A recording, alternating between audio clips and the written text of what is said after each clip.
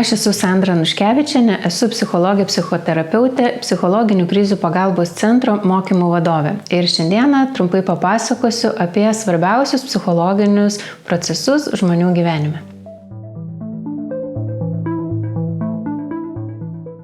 Stresas yra žmogaus reakcija į fizinius, emocinius ir protinius iššūkius, su kuriais mes susidurėme kiekvieną dieną, daugiau ar mažiau, su didesniais ar mažesniais. Mūsų kūno reakcijos į stresą yra labai skirtingos, bet tuo pačiu ir turi labai daug panašumų. Pirmiausiai gali būti psichologiniai procesai, tai yra, kad emocinės reakcijos gali būti labai stiprus pyktis, gali būti didžiulis nerimas, gali būti liūdesys. Taip pat į stresą reaguoja ir kūnas fiziologinėmis reakcijomis. Tai yra, gali būti labai didžiulis drebėjimas, prakaitavimas, kūno įtampos, raumenų įtampos, skausmai, įvairūs galvos svaigimas. Labai individualiai priklauso nuo to, kaip žmogus moka tvarkyti su savo stresu. Streso valdymas pirmiausiai prasideda nuo to, kaip mes sugebame jį atpažinti. Tai pirminis faktorius svarbiausias yra įsivardinimas, kad šiuo metu aš išgyvenu didžiulį stresą. Po stresu taip pat yra svarbu įsivardinti ir jausmą, kokį aš išgyvenu. Galbūt aš labai pykstu dėl to, kaip susiklosti mano gyvenimo situacijos, galbūt man labai liūdna, ar aš išgyvenu didžiulį nerimą. Tai pirmasis etapas būtų jausmo įsivardinimas. Kitas svarbus etapas yra leisti savo kūnui jaustis taip, kaip iš tikrųjų jisai jaučiasi. Jeigu aš pykstu ir pripažįstu savo ir leidžiu pykti, tai mano kūnas turi galimybę atsipalaiduoti ir išreikšti tai, kas su juo vyksta. Jeigu aš liūdžiu, aš galiu sau leisti verkti tiek, kiek man norisi ir tiek, kiek man reikia. Tokiu būdu mes nuraminame savo kūno reakcijas. Kaip jau minėjau, stresas yra natūrali kūno reakcija į kylančius iššūkius, tačiau yra jau nebetinkamas arba per sudėtingas išgyvenimas, kada yra nuolatinis stresas ir kada jau kylančios kūno reakcijos nebeleidžia normaliai žmogui funkcionuoti kasdieninėme gyvenime. Jeigu užsitęsia galvos skausmai, neleidžia produktyviai dirbti, užkilęs didžiulis nerimas, neleidžia gyventi pilnaverčio socialinio gyvenimo, aš rekomenduočiau kreiptis į specialistus.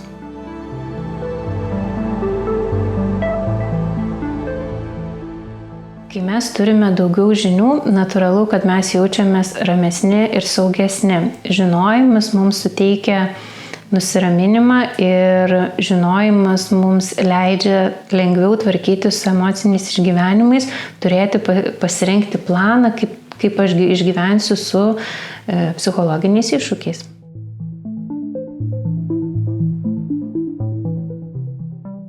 Psichologinė krizė yra netikėtas, staigus gyvenimo iššūkis, kuris yra lydimas intensyvių, nemalonių emocijų, tokių kaip didžiulis nerimas, pyktis, pasimetimas, sąmyšis, liūdesys, ir visa tai vyksta netikėtai ir labai intensyviai.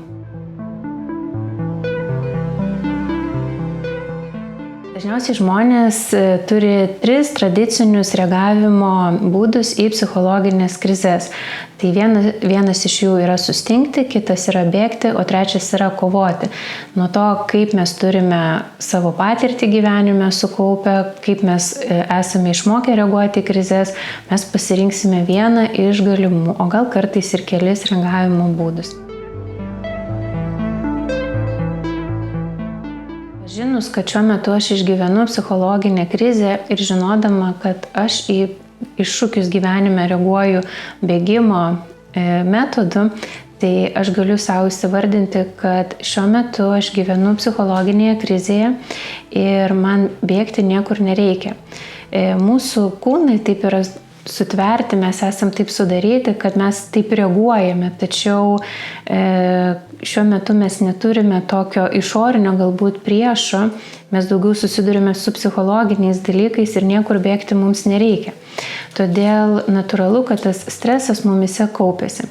Tai atpažinti, įsivardinti savo ir susidėlioti planą, kaip galiu su tuo išgyventi. Kaip pavyzdys, jeigu mano reakcija yra bėgimas, tai bėgti nebūtinai kalbu apie fizinį bėgimą, bet tai gali būti pabėgimas į svaiginančias medžiagas, tai gali būti pabėgimas į didžiulį darbo krūvį. Todėl, kai aš išgyvenu psichologinę krizę ir jaučiu, kad aš noriu daugiau dirbti, daugiau vartoti maisto ar kažkokių kitų medžiagų, aš kviečiu save sustabdyti ir galvoti, kas vyksta mano gyvenime, kad man norisi save kažkuom tais į kažką nubėgti, save kažkur nunešti. Todėl įsivardinimas, kad šiuo metu gal man yra labai baisu, gal aš esu labai išsigandus ir kaip aš galėčiau save nuraminti, atrasti kitus nusiraminimo būdus, o ne pabėgimo planą. Psichologinių krizių pagalbos centras susideda iš 2 sudedamųjų dalių. Tai yra skambučių centras ir mobilios psichologinių krizių įveikimo komandos. Šiek tiek trumpai papasakosiu, kaip dirba pats psichologinių krizių pagalbos centras. Tai skambinantysis paskambina trumpuoju nemokamu numeriu 1815. Konsultantas priima skambutį. Pokalbio metu yra išsiaiškinama, kokio pobūdžio skambutis yra patekęs pas konsultantą. Tai gali būti pirmoji psichologinė pagalba, tai gali būti informacinis skambutis, tai gali būti nukreipiamasis skambutis ir kitokio pobūdžio skambutis. Tuomet kartu su konsultantu skambinantysis nusprendžia, ar reikalinga mobili psichologinių krizių įveikimo komanda. Ir jeigu skambinantysis sutinka priimti šią pagalbą, tuomet konsultantas surenka pagrindinius esminius informacijos vienetus apie tai, kas yra nutikę, kokios pagalbos tikisi, kaip gali būti padėta, kiek yra nukentėjusių žmonių. Ir tuomet, kai jau baigėsi skambutis, konsultantas visą šią informaciją perduoda mobilios psichologinių krizių komandos atvejo vadybininkui. Kelių valandų bėgyje vadybininkas susisiekia su nukentėjusiais ir derina tolimesnės detalės dėl susitikimo. Paprastai per keletą dienų atvejis jau yra dirbamas ir į įvykio vietą atvažiuoja mobili psichologinių krizių įveikimo komanda. Vietoje yra išsiaiškinama, kiek yra poreikio individualioms konsultacijoms, ar tai reikalinga psichoedukacija, galbūt reikalingi grupiniai užsiėmimai, bet tai kartu nusprendžia tiek pagalbos poreikio prašytojai, tiek patys darbuotojai. Mobilės psichologinių krizių įveikimo komandos nariai atvejui skiria iki 14 valandų ir tai yra pagalba skirta suvaldyti krizę ir ją normalizuoti. Jeigu yra didesnis pagalbos poreikis, nukreipiame kitiems specialistams. Mobilios psichologinių krizių įveikimo komandos nariai dirba tiek su suaugusiais, tiek su vaikais. Tačiau svarbu paminėti, kad norint kad pagalba būtų teikiama vaikams, būtinas raštiškas tėvų sutikimas.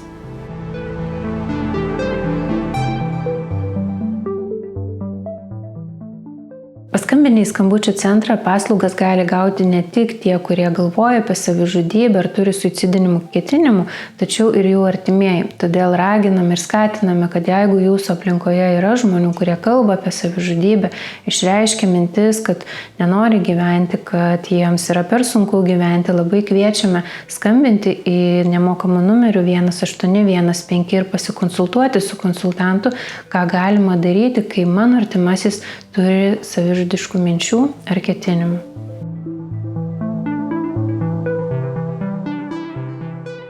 Psichologinių krizių pagalbos centro linija nėra anoniminė. Mūsų konsultantai mato jūsų telefono numerį. Tačiau yra svarbu pabrėžti, kad linija yra konfidenciali. Maksimaliai stengiamės išsaugoti visas pateiktus duomenis. Tačiau turime įspėti, kad jūsų telefono numeris yra matomas ir jeigu matome grėsmę jūsų sveikatai ir gyvybei, konsultantas susisieks su greitosios medicinos pagalbos darbuotojais ar policijos pareigūnais ir praneš apie atvejį. Tai yra daroma vardan jūsų saugumo ir gerovės. Patys skambučiai nėra įrašomi ir išsaugomi, lieka tik tais telefono numeris duomenų bazėje. Mobili psichologinių krizių komanda stengiasi maksimaliai bendradarbiauti, kad būtų suteiktos pačios kokybiškiausios paslaugos. Todėl, jeigu yra poreikis pasitelkti kitas valstybinės ar nevalstybinės institucijas, mobili psichologinių krizių komanda tai ir daro. Mobilią psichologinių krizių įveikimo komandą sudaro nuo 2 asmenų. Tai reiškia, į atveju atvažiuos mažiausiai 2 žmonės. Tačiau jeigu yra įvykio paveiktųjų daugiau, tai atsižvelgiant į paveiktųjų skaičių sudarys ir atitinkamas skaičius specialistų. Psichologinių krizių pagalbos centras skambučius priima darbo dienomis nuo 9 iki 19 valandos. Taip pat priimame šeštadieniais nuo 9 iki 3 valandos. Tačiau jūsų skambučiai yra registruojami ir jeigu jūs paskambinote ne darbo laiku, tik atėjęs į darbą konsultantas kuo greičiau perskambins ir susisieks su jumis. Į psichologinių krizių pagalbos centrą kviečiame kreiptis organizacijas, įmonės, švietimo įstaigas bei socialinių paslaugų įstaigas, taipogi bendruomenės, kurie susiduria su psichologinėmis krizėmis. Psichologinių krizių pagalbos centro pagrindinis tikslas yra teikti paslaugas, kuomet yra psichologinė krizė paveikusi daugiau negu vieną asmenį.